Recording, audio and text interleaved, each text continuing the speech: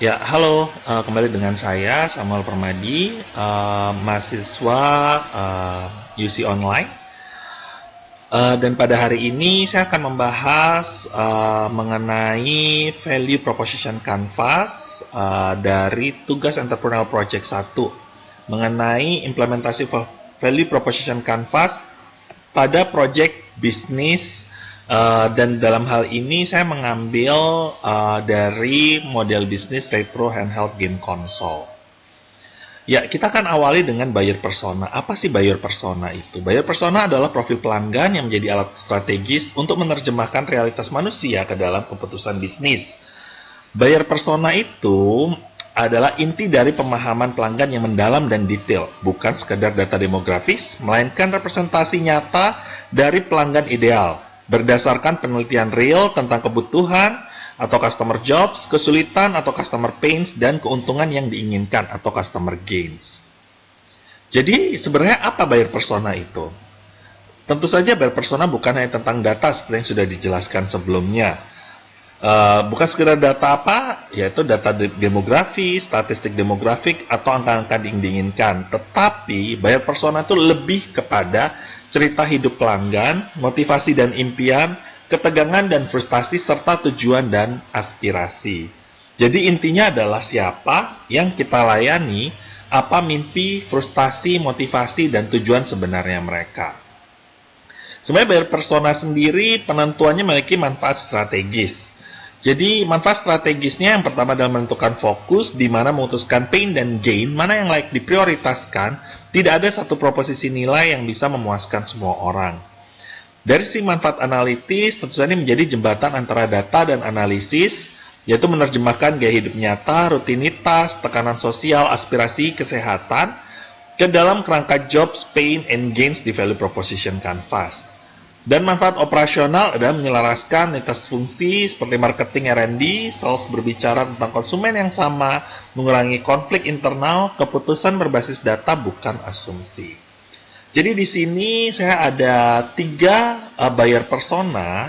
Yang pertama adalah Melanie, di mana Melanie adalah seorang retro casual komuter, mahasiswi 22 tahun, gamer yang memiliki mobilitas tinggi, dan hidup di lingkungan urban metropolitan.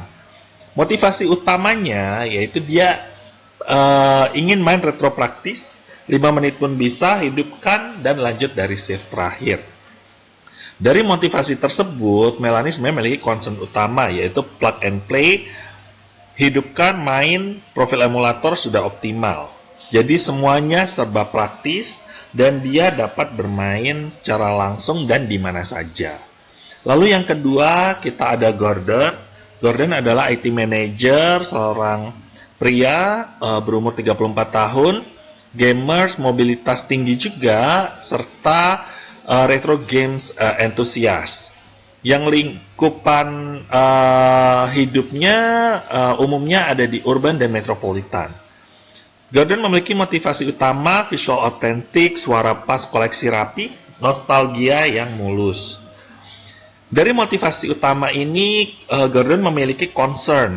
Apa sebenarnya concernnya? Concernnya yaitu kualitas layar tajam, rasio 4:3, scaling halus, warna akurat untuk pixel art, serta kurasi perpustakaan yang rapi. Metadata, cover, kategori by platform atau genre.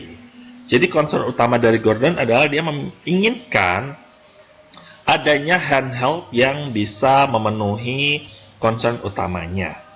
Lalu yang ketiga ada Sofia, yaitu ibu rumah tangga berumur 37 tahun, owner online business, serta konsultan education. Hidup di perkotaan, urban metropolitan, dan memiliki motivasi utama yaitu aman tanpa ribet, garansi jelas, konten awal legal, dan edukatif. Dari motivasi tersebut, Sofia memiliki concern utama di mana rasa aman karena perangkat legal friendly, tanpa drama ROM bajakan, dan ada garansi lokal. Jadi memang Sofia sendiri ingin memberikan hadiah kepada anaknya, yaitu dengan konsol atau handheld yang legal, bukan bajakan. Dari ketiga buyer persona tersebut, kita sudah bisa dapat mulai merancang sebenarnya apa sih customer segment yang bisa kita lihat dari ketiga buyer persona tadi. Secara value proposition canvas dari sisi customer segment, di sini kita bisa melihat untuk customer gains itu yang pertama adalah plug and play, hidupkan, main, profil emulator sudah optimal, kualitas layar tajam, rasio 4:3, scaling halus, warna akurat untuk pixel art, kurasi perpustakaan yang rapi, metadata, cover, kategori by platform atau genre, daya tahan baterai cukup untuk 1 hingga 2 hari mobilitas normal, karena kita bisa lihat tadi bahwa mayoritas dari buyer persona kita, mereka memiliki mobilitas yang tinggi. Garansi dan CS lokal bisa dengan WhatsApp plus panduan berbahasa Indonesia serta opsi personalisasi tema bezel shader mapping tanpa nyemplung teknis. Jadi ingin memiliki konsol yang serba praktis dan mudah dioperasikan. Sebenarnya dari customer gains tadi ada beberapa yang perlu kita perhatikan, yaitu dari sisi customer job sendiri. Secara fungsional sebenarnya customer yang kita lihat dari buyer persona tadi, dia ingin bermain retro klasik di mana saja tanpa setup rumit, mengakses pustaka game lawas dengan navigasi cepat dan rapi, save load state instan untuk sesi singkat, karena bisa bermain di komuter, antre atau istirahat bekerja. Dari sisi sosial, customer kita ingin bernostalgia dan berbagi pengalaman era 8, 16, 32 bit bersama teman atau keluarga. Menjadi go-to device saat kumpul, terlihat ringkas namun otentik retro. Dan dari sisi emosional, tentu saja buyer persona tadi atau customer kita juga bisa menunjukkan mereka ingin feel good karena nostalgia, pengalaman halus tanpa crash atau lag, rasa aman karena perangkat legal friendly tanpa drama rombajakan, dan ada garansi lokal. Kita bisa melihat bahwa ada dari customer jobs, customer gains, dan tentu saja kita juga perlu mengetahui apa sebenarnya customer pains. Dari si customer pains, itu yang pertama adalah konfigurasi emulator yang membingungkan, mapping tombol, dan BIOS atau core sering ribet. Ini yang menjadi ketakutan dari customer kita. Kemudian yang kedua, ketakutannya atau customer pains-nya adalah performa emulasi tidak stabil, stutter, tearing, audio design, atau desynchronization pada judul tertentu, kurasi konten buruk, daftar game berantakan, duplikat, cover art tidak rapi, kualitas rakitan tidak konsisten, stick drift, tombol mushy, baterai cepat habis, minim dukungan lokal, garansi tidak jelas, spare part sulit, panduan hanya bahasa Inggris. Dan perlu diketahui ada beberapa customer mungkin akan kesulitan jika panduannya hanya berbahasa Inggris. Kemudian kekhawatiran aspek legal ROM tidak ingin melanggar hak cipta dan pengiriman lama serta resiko barang rusak saat diterima. Dari ketiga hal ini, maka kita dapat mulai menyusun apa sebenarnya value proposition dari R36S. Jika kita lihat secara value proposition untuk dari sisi product and service, R36S Handheld Retro perangkat ringkas dengan OS emulator pre-configuration untuk platform 8, 16, atau 32 bit, starter pack legal friendly, perangkat tanpa ROM bajakan, yang juga disertakan dengan homebrew dan demo berlisensi bebas, plus panduan dump ROM legal milik sendiri. Software stack kurasi front-end dengan tema retro, database metadata, dan cover art, profil per platform, controller, shader, aspek, bilinear, or CRT. Secara aksesoris ada hard case, tempered glass, strap, charger berkualitas. Dan untuk dukungan sendiri itu ada garansi 12 bulan, suku cadang dasar, tombol, stick baterai, tutorial video, dan quick start berbahasa Indonesia, CS, ada WA, and Day plus 1.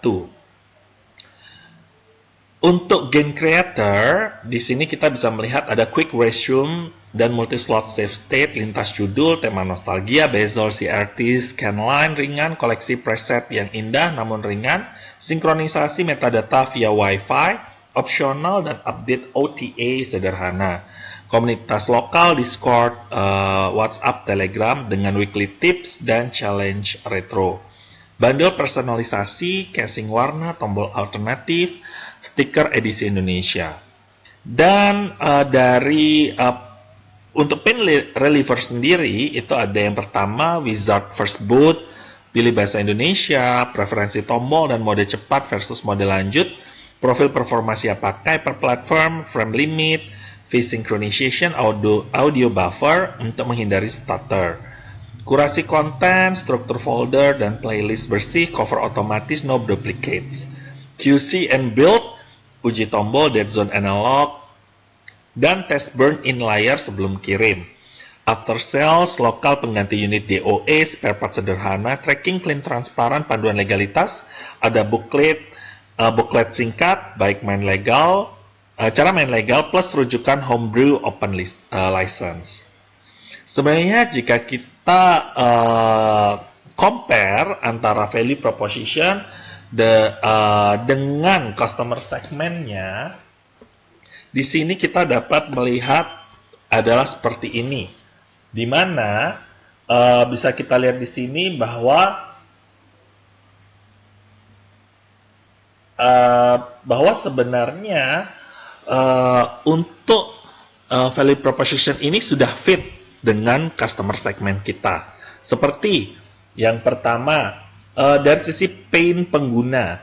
Jadi yang pertama di situ ada konfigurasi emulator yang membingungkan, mapping tombol dan BIOS core sharing ribet. Di sini sudah di handle dengan Wizard First Boot, yaitu dengan pilih bahasa Indonesia, preferensi tombol dan mode cepat versus mode lanjut. Lalu ada emulasi tidak stabil, di mana pen reliever dengan R36S profil performa terkurasi dan setting default anti stutter. Kemudian kurasi game berantakan, ini juga sudah di reliever oleh R36S melalui library dan playlist yang rapi, auto script, cover, atau art. Dan untuk adanya concern, dukungan seperti garansi dan panduan minim, R36S sendiri ini sudah dilengkapi dengan garansi 12 bulan, CS WhatsApp, tutorial video berbahasa Indonesia. Dan yang tadi juga ada Sofia yang memang memiliki kekhawatiran dari sisi legal. Untuk R36S sendiri di sini sudah ada paket homebrew atau demo plus panduan dump ROM secara legal. Dan untuk build quality dan baterai, QC prakirim, opsi spare part, local tips, hemat baterai ini menjadi pain reliever untuk customer pain yang menjadi concern. Dan jika kita lihat dari sisi gain yang diinginkan, di sini dari sisi customer gain yaitu adalah plug and play atau langsung fun. Di sini gain creator adalah dengan R36S memiliki boot cepat, quick resume, preset shader atau tema. Kemudian ada visual retro authentic, di mana R36S di situ memiliki preset 4:3, CRT like halus, scaling tanpa blur berlebih. Kemudian ada personalisasi ringan, tema, bezel, mapping per game atau platform menjadi game creator. Dan adanya customer gain untuk sisi komunitas dan kebanggaan. Di sini kita juga sudah melihat adanya komunitas lokal plus challenge mingguan dan badge.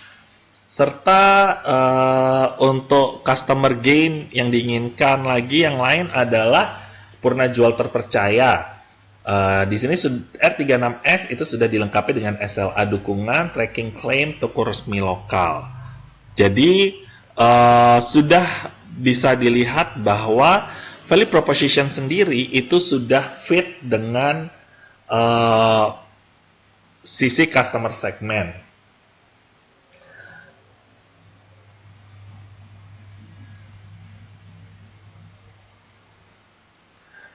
Dan perlu diketahui juga bahwa ada beberapa asumsi kunci untuk divalidasi. Seperti yang pertama adalah kinerja R36S stabil untuk mayoritas, judul 81636 bit yang populer, pasar Indonesia juga sebenarnya memiliki atau menghargai dukungan lokal dan kurasi yang rapi lebih dari sekedar angka spesifikasi. Pengguna bersedia menerima paket tanpa ROM bajakan bila dikompensasi dengan kemudahan setup, panduan legal, dan homebrew menarik. Komunitas dan challenge mingguan meningkatkan retensi atau pembelian aksesoris.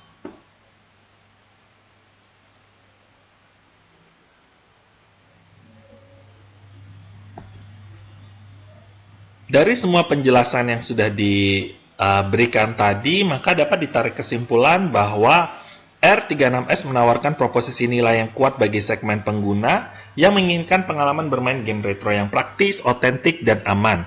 Produk ini tidak hanya fokus pada spesifikasi teknis, tetapi juga pada kemudahan penggunaan, kurasi konten yang rapi, dan dukungan lokal yang memberikan rasa aman serta kenyamanan.